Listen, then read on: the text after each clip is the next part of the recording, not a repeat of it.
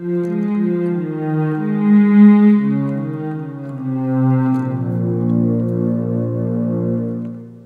Stitch in Time. Chapter 1. Time Heals All Wounds. The longest day of my life was the day, about 3 months ago now, when I ended up trapped in a time loop in the middle of a war zone. I don't know how long it lasted exactly, but on that day I got to experience being choked, stabbed, eaten, burned, mind-controlled, eviscerated, decapitated, falling to my death, cut into pieces, run through, disintegrated, immolated, and having changeling eggs laid in my brain. The second longest day was a few weeks later, when I finally opened up to my friends about it. They cornered me in my library, and told me in no uncertain terms that they were sick of watching me being torn up from the inside by all of the things I wasn't telling them. They were there to listen, not to interrogate me or judge me, but they weren't leaving until I told them what had happened. I could take as long as I needed, and tell it any way I wanted, but there was one rule: I couldn't leave anything out. That rule was amended slightly 10 minutes later, when I started listing all of the books I had gone through over my second and third trips through the time loop. I just couldn't leave out anything important. It wasn't easy at first. For the first hour or so, I had to monitor what I was saying, and be aware of all the little details I was editing out just by force of habit.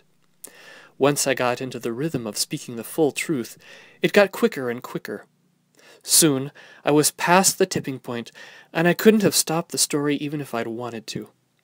The trickle of words flowing from my mouth turned into a babbling torrent until the build-up of emotions would overcome me and I broke down. I'd cry until I could reassert control over myself, and the cycle would start all over again.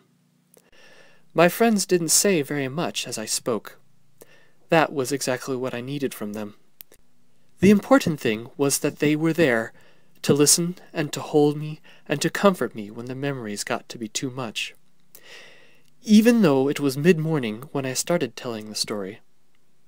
I was still barely halfway through when Pinkie slipped off into the kitchen to start making dinner for us all. The 5 of them had gone out of the room occasionally over the course of the day, just for a few minutes at a time to use the bathroom or grab a fresh box of tissues for me. They didn't want to bring me to a full stop while they took a break. Maybe they weren't sure whether or not I'd be able to start up again. I was never with less than 3 of them. I talked straight through dinner. I think Rarity was more horrified by my table manners than what I was telling her about being pulled apart by a pair of changeling drones. But she had the good sense not to interrupt or to tell me to chew with my mouth closed. It wasn't until late into the night, well after Spike had fallen asleep on the couch despite his best efforts, and certainly sometime after midnight, that I finally finished my tale. For the second time that day, I felt like an empty and hollow shell of myself. This time, though, it was a good thing. All the toxic fear and anxiety I'd been carrying around was, well, I can't say it was gone, but a burden shared is a burden sixthed. It was several minutes before any pony spoke. Finally, Fluttershy broke the ice. Wow. That summed it up pretty well. Twilight, we all knew that you had been through a lot, but we had no idea it was like that, said Rarity. That first night after the invasion, we were all joking and laughing together about it. That must have been just awful for you. It's okay, girls. You couldn't have known. I was lying to make sure you didn't. I'm sorry I did that, but I wanted to protect you. I didn't think it would hit me this hard, I said. Rainbow Dash gave me a curious look, like she wasn't quite sure what to make of me after all she'd heard. Did you really let us all get killed or eaten or mind-controlled or whatever on that one loop just so you could go back and bang Luna? While we were dying on that train? Not cool, Twilight. I winced. It had just been a stupid impulse I'd gone ahead and indulged without thinking at the time. After all, Consequences had been something other ponies dealt with, and not anything I had to care about. I'd never expected that one day I'd actually be called out on it. "Rainbow, I don't think this is the time for that kind of thing. Can't you see she's plumb tuckered out?" asked Applejack. "She's right, though, Applejack. I treated all of you like you were disposable tools, when I should have been treating you like friends. I even started to think of myself that way. Whenever I made some little mistake, I'd cut my own throat open to jump to the next loop if I thought it would save me an hour. How could I do that to myself?" "It sounds like the whole world got all crazy on you for a while, but it's all back to normal now. Just because you were crazy in the crazy world doesn't mean you'll be crazy here in the normal world. If you do act crazy, we'll be here to talk to you, and then you can ask us how you'll know that you're not crazy anymore, and we'll tell you that just because you're crazy in crazy world doesn't mean that—" "Pinkie, what have we said about being recursive?" I asked. "I haven't even figured out how to talk in normal cursive, much less recursive." "She's right, though, Twilight," said Fluttershy, teasing out the core of sanity from Pinkie's pinkiness. "You aren't in a place like that anymore. You're home." What if... I wasn't sure how to phrase it, because I wasn't even sure how I felt myself. What if I feel like doing something self-destructive like that to myself again? "Hey!" Applejack grabbed me and yanked me over to her. I'd never seen her so upset before. "Don't you dare even think about doing something like that, Twilight Sparkle. I swear to the princess, if you go and hurt yourself, I will come over to this library and beat you half to death with my own 4 hooves. Understand?"